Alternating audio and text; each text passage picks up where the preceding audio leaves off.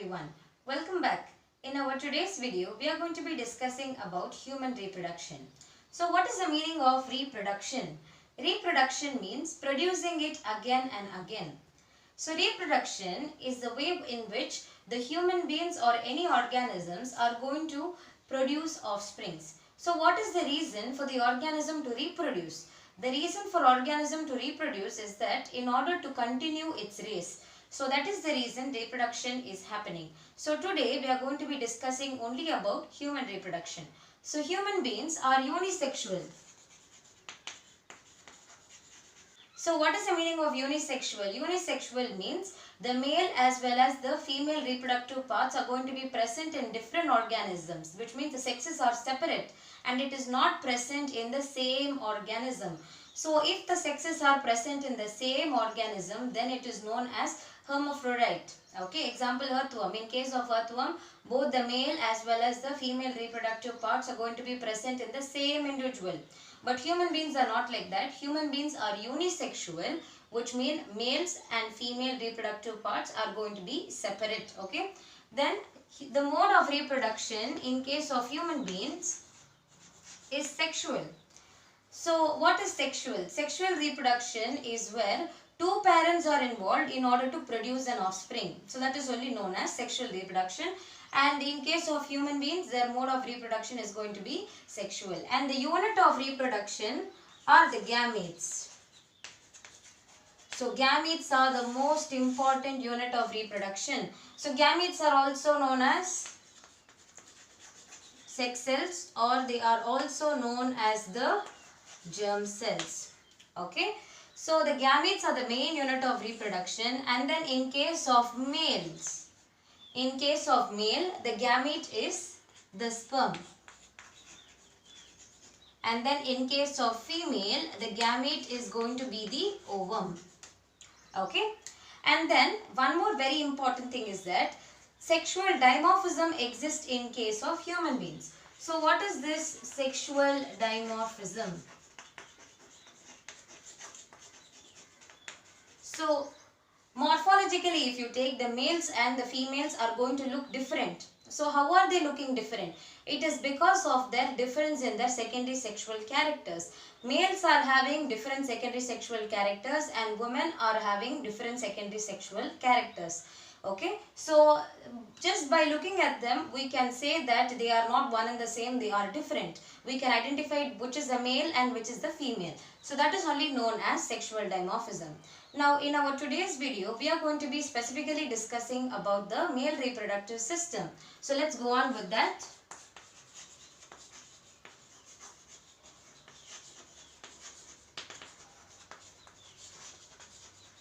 The male reproductive system consists of a pair of testes, then it consists of the spermatic ducts, then it has the scrotal sacs or the scrotum, then male reproductive system consists of the penis and then the accessory glands. So now let's move on to discuss about the parts of the male reproductive system in detail.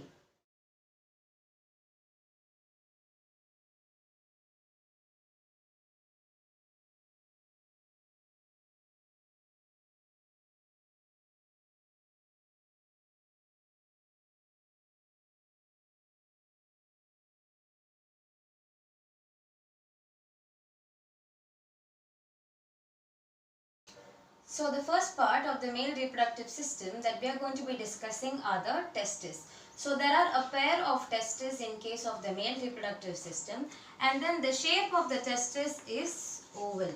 Okay. So this is the testis. So its shape is oval. Okay. And when we talk about the size, its length is 4 to 5 centimeter, and then its width is 2 to 3 centimeter. Okay. And location, discussing about the location, the testes are located inside the scrotal sacs. scrotal sacs, or it is also known as the scrotum. So where is this scrotum? This scrotum is located outside the abdominal cavity. Okay. So in this place, in the scrotal sacs only, testes are going to be located, and the main function of the testis is to produce the sperm, as it is the primary sex organ in case of males. Okay. So why are the testes located outside the abdominal cavity in the scrotal sacs? So the temperature which is required for the sperm production is 2 to 3 degrees Celsius, whereas the temperature which is there inside our body is 37 degrees Celsius, which is too high. So just imagine, if the testes are going to be located inside the abdomen itself, sperm production cannot take place. So to overcome this problem, what has actually happened? The testes will start to descend down from the abdomen into the scrotal sacs when a baby is developing. Okay, so I will tell about that little later. So first understand this alone. So the testes are located outside the abdomen in a sac-like structure which is known as the scrotal sacs, because it is a thermoregulator. Scrotal sacs is a thermoregulator. So what is the meaning of thermoregulator? Thermoregulator means it is going to be having a temperature control. Okay. So the scrotal sacs provides an ideal temperature which is 2 to 3 degrees Celsius, which is suitable for spermatogenesis or the sperm development. So this is the testis and this is the scrotum. Okay. Okay. So when a baby is developing inside the mother's uterus, actually when a baby is developing, the testes are going to be located inside the abdomen only. And then during the 7th month of gestation,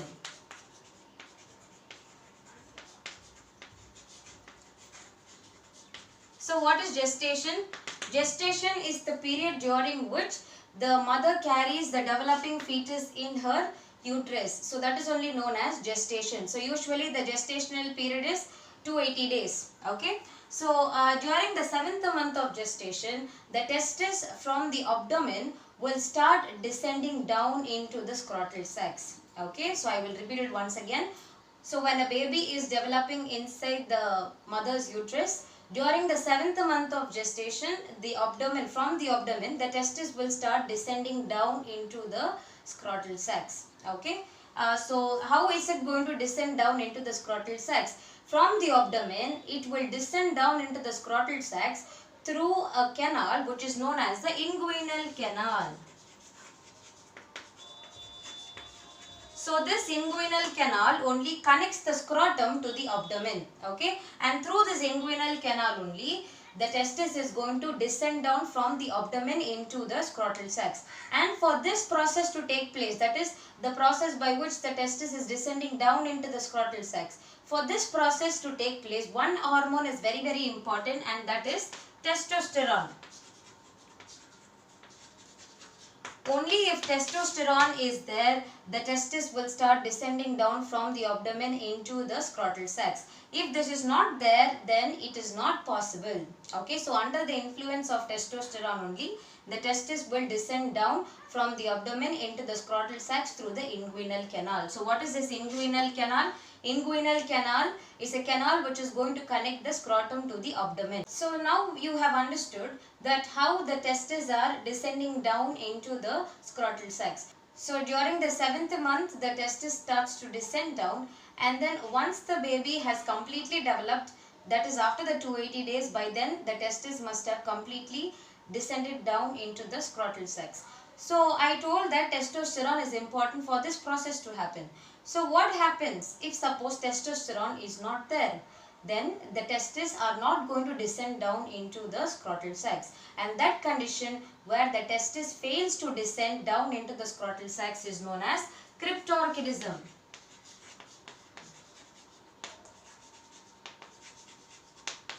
So cryptorchidism is a condition where the testis fails to descend down into the scrotal sacs. Okay, so crypt means hidden and orchid means testis.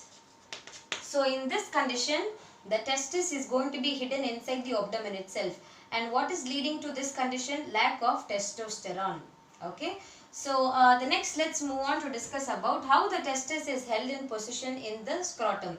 So the testes are held in position in the scrotum by two muscles. One is the dartos muscle, and then the other one is the cremaster muscle.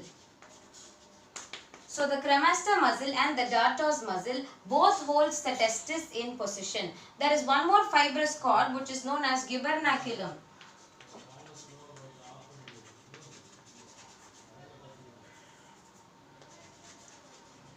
So this gubernaculum is a fibrous cord which connects the testis to the bottom of the scrotum. So this is only gubernaculum.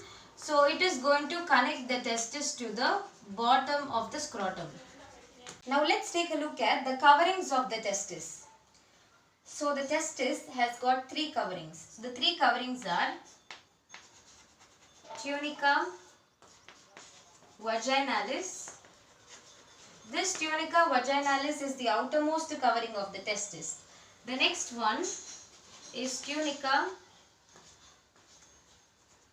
albuginea. Tunica albuginea is a dense connective tissue which is actually white in color. And it is very important because this tunica albuginea is only going to be separating this testis into many testicular lobules. Okay. So let's see how it does that.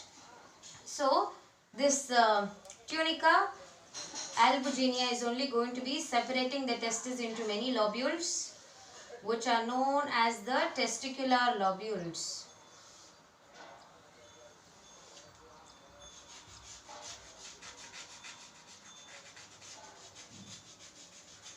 So inside each testis there are going to be about 200 to 250 testicular lobules or compartments. Okay. So what is dividing the testis into testicular lobules? It is this white fibrous tissue which is tunica albuginea. Okay. Alright. So how many compartments? There are about 200 to 250 testicular lobules inside each testis. Okay. Then the last layer is tunica vasculosa. This tunica vasculosa layer is actually highly vascularized. It consists of a lot of blood vessels. It has a network of blood capillaries. Okay. So that's why this part is known as tunica vasculosa. Okay. So what is going to be there inside this testicular lobule? So inside the testicular lobule there are going to be about 2 to 3 seminiferous tubules. Seminiferous tubules are extremely convoluted. So what is the meaning of convoluted? They are actually highly coiled. So inside these testicular lobules there are going to be 2 to 3 seminiferous tubules. Okay. So these are the seminiferous tubules.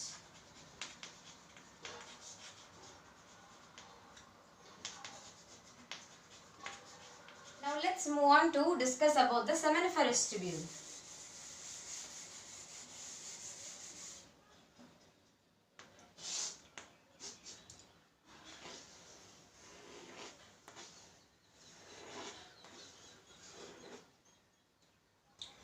So seminiferous tubule consists of 3 different types of cells and it is actually lined by stratified epithelium. So what are the 3 different types of cells which are present in the seminiferous tubule? The first one is the Sertoli cells. Okay. So these Sertoli cells are elongated pyramid shaped cells.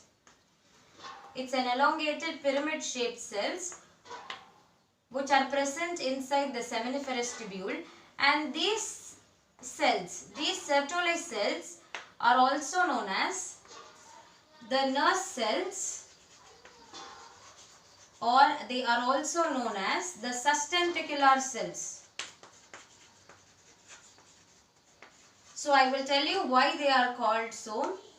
Okay. So the reason why the Sertoli cells are known as the nurse cell is because the Sertoli cell is only going to be providing nourishment to the sperms which are developing inside the seminiferous tubule. Okay. And why is it called sustentacular cell? What is the meaning of sustentacular? So the reason why it is known as sustentacular cells is because it is going to be providing structural support to the seminiferous tubule. So as it is providing structural support to the seminiferous tubule, it is therefore called as the sustentacular cells. And the next important function of Sertoli cell is that it is going to be producing inhibin.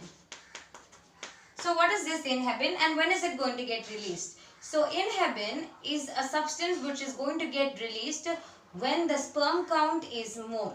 Okay, so when the sperm count increases or when it is more in number, that time inhibin will get released by the Sertoli cells. So why is inhibin getting released? What is it going to do? Inhibin stops the production of GnRH and FSH. So inhibin inhibits the production of GnRH and FSH. So GnRH is gonadotrophin hormone and FSH is the follicle stimulating hormone. And these two hormones are very much important for the sperm production, for spermatogenesis. So when inhibin stops the production of GnRH and FSH, spermatogenesis is going to be stopped. Okay, so why is all this happening? Because already the sperm count is high. So this inhibin will get released by the Sertoli cells. Thereby it inhibits the production of GnRH and FSH. Okay, so the inhibin has got a negative feedback mechanism. Okay, so Sertoli cells only is going to be producing the inhibin. Okay, the next is the Sertoli cells acts as a blood testis barrier, BTB. So what is this blood testis barrier? So blood testis barrier is a physical barrier which is present between the seminiferous tubule and the blood vessels. Okay, so it's a barrier. This blood testis, this Sertoli cell is going to act as a barrier between the blood vessels and the seminiferous tubule. Okay, so what is the function of this blood testis barrier? So this blood testis barrier will make sure that any toxic agent, if it is there in the blood, will not enter into the seminiferous tubule, thereby protecting the testis. Okay, so that is the work of the blood testis barrier, where it prevents the entry of any harmful agents into the seminiferous tubule. Okay, and one more important function of the Sertoli cell is it produces ABP, the androgen binding protein. It releases ABP. Okay, so this is about the Sertoli cell. Now let's discuss about the next type of cell which is present in the seminiferous tubule. Okay, so I hope all of you understood what is the function of the Sertoli cell. Now let's move on to the next cell, which is the spermatogenic cell. The second cell that we are going to be discussing is the spermatogenic cell. So very simple, this spermatogenic cell is only going to be developing into the spermatozoa.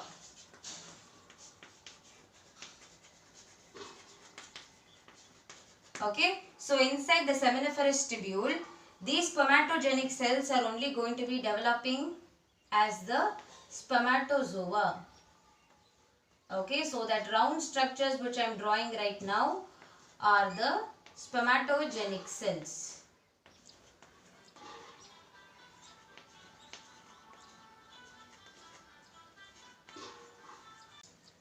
And then the third type of cell, which is a very important type of cell which is present in the seminiferous tubule, and that is the Leydig cells. Okay, so this Leydig cell is the endocrine part of the testis or the seminiferous tubule. Okay, so it is the endocrine part, and this Leydig cells are also known as interstitial cells. Okay, so the Leydig cells are also known as the interstitial cells. Okay, and what hormone is it going to be producing? I said it's the endocrine part. So this Leydig cell is going to be producing the hormone which is known as testosterone. So the Leydig cell produces testosterone under the influence of the hormone which is known as ICSH. ICSH is the interstitial cell stimulating hormone. So under the influence of ICHS, the Leydig cell will produce testosterone. So where is this ICSH getting produced from? It is from the anterior pituitary. So ICSH is getting produced from the anterior pituitary. It is also known as the luteinizing hormone or the lutropin. So I hope you understood the cells which are present inside the seminiferous tubule. Now let's move on to discuss about the other parts of the testis.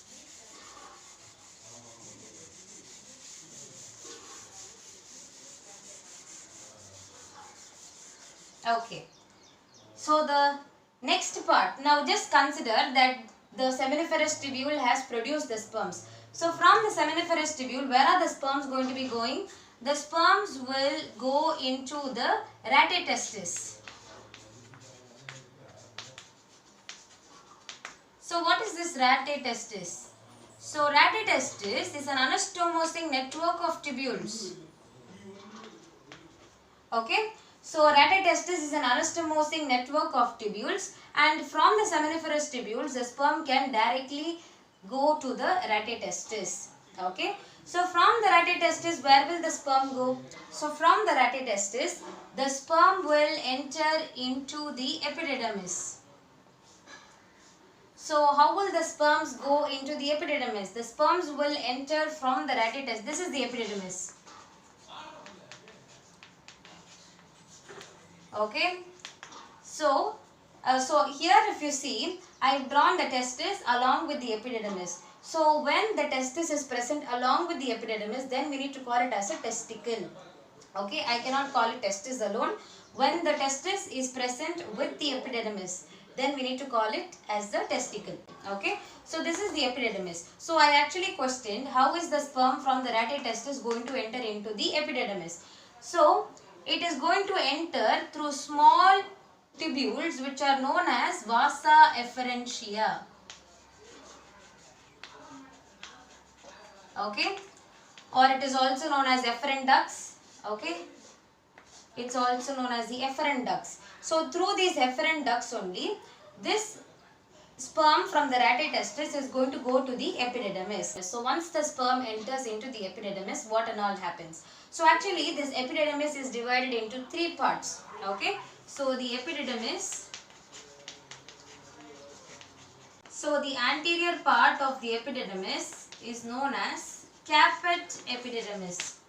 Okay, so this is the anterior part. So this is the caput epididymis. Okay, and then the second part, actually this caput epididymis is quite large as you can see in the diagram. Okay, then the next part is the middle epididymis. Then the middle part. The middle part of the epididymis is quite narrowing down, and then that region is known as the corpus epididymis. Okay, corpus epididymis. Then the third part, it is the posterior most part of the epididymis, and this posterior part is known as the cauda epididymis. So the anterior part is known as caput, the middle part is known as corpus epididymis, and then the posterior part is known as the cauda epididymis. Okay, and then from this cauda epididymis, the vas deferens will start to emerge out. So we will discuss about that little later.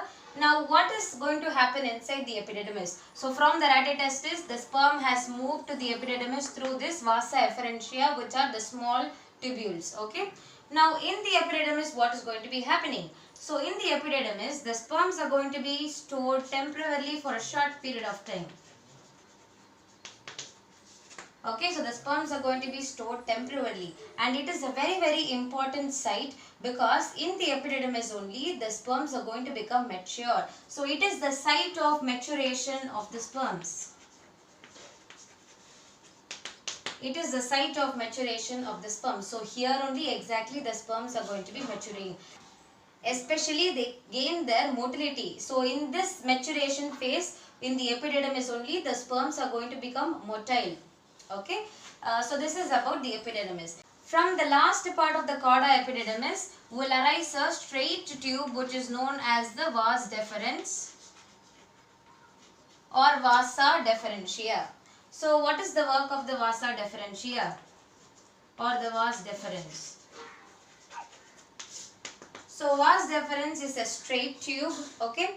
This is, or it is also known as the sperm duct, okay. So this is going to carry the sperm from the epididymis into the urethra, okay. Now the next part that we are going to be discussing is the urethra. Urethra is also known as the penile urethra, and then it is a common opening for both urine as well as the sperm.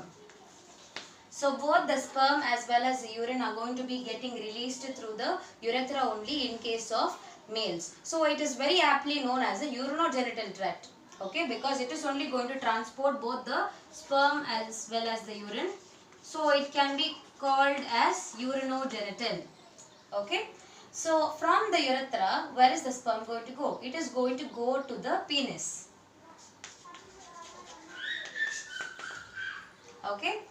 So the penis is the external genitalia in case of male. It's the male external genitalia. And then it is the copulatory organ, which means it is the main organ of reproduction. So now let's move on to discuss about the interior parts of the penis, and then we will also discuss about the male accessory glands.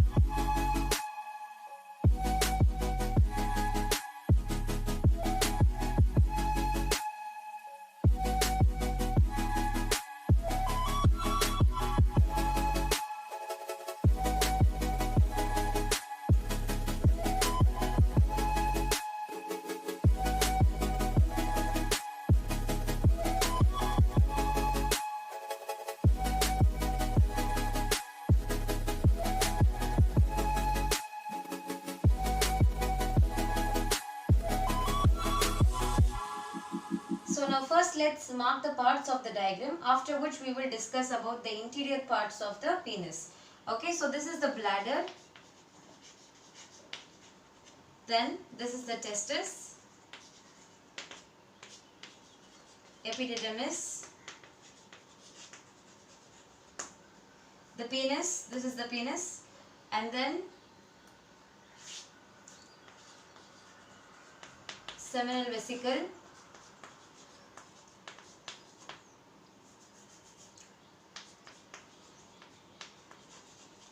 prostate gland,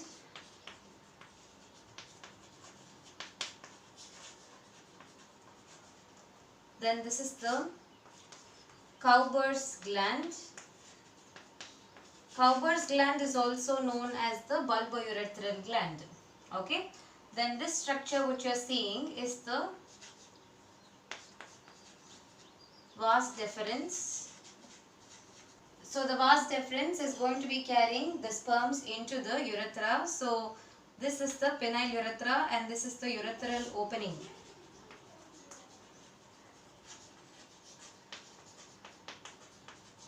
Okay. So we need to continue with the interior parts of the penis. So the penis is the external genitalia of male and it is the main copulatory organ, which is the organ of reproduction. Okay. So it has three cords. Okay, and these cords, three cords are made up of spongy and erectile tissue. Okay, it's made up of spongy and erectile tissue. So, the two cords which you are seeing on the inner side are known as corpus spongiosum. Corpus corpus spongiosum. And then the cord which you are seeing on the outer side, this one is the corpus cavernosum. Okay, and then so this is the penile urethra and this is the urethral opening, and the tip of the penis consists of a structure which is known as the glans penis. So I will write it here, which one is the glans penis. So this is the glans penis. So the tip of the penis is known as the glans penis, and it is covered by a loose fold of skin, and this loose fold of skin which is covering the glans penis is known as the foreskin, or it is also called as the prepuce. So this is the prepuce. The outermost loose fold of skin which is covering the penis is known as the prepuce. Okay. There is one more very important gland which is present in the penis, and that gland is known as the Tyson's gland. So where is this Tyson's gland located? This Tyson's gland is located in the neck of the penis. Okay, in the neck region of the penis it is going to be located, and this produces a white sebaceous fluid, and that fluid is known as smegma. So the secretion of the Tyson's gland is known as the smegma. So what is the work of this smegma?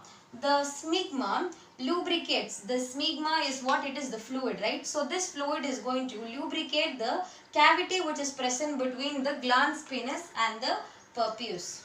Okay. So this is about the Tyson's gland and the parts of the penis. Now let's go on to discuss about the accessory glands. So accessory glands, there are three accessory glands which are going to help in the formation of the semen. Okay, so the first one is the seminal vesicle.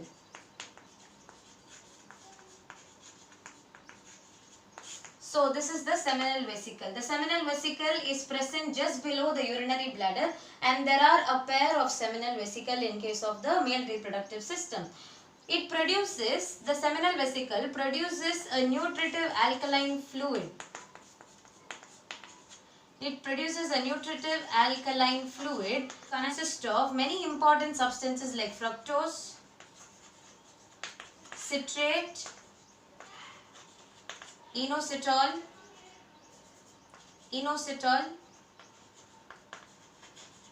prostaglandins, and all those things. Okay, and the fructose is going to be the main source of energy for the sperms to move. Okay, the fructose is the most important source of energy for the sperms.